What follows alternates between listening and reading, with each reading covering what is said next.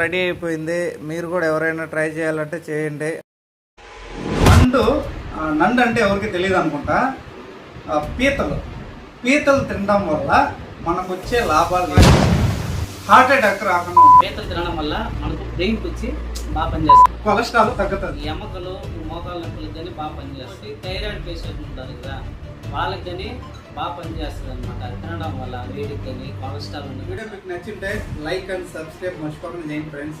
ఈరోజు వచ్చి పీతలు రెడీ చేసాము, అయిపోయింది. బ్యాచిలర్లు లేదంటే ఫ్యామిలీ ఎవరైనా కానీ చేసుకోవచ్చు. సింపుల్గా చేస్తాం, ఎక్కువ లేకుండా సింపుల్గా చేసుకునేది మంచి. ఓకే ఫ్రెండ్స్, నచ్చితే లైక్ చేయండి. బాయ్.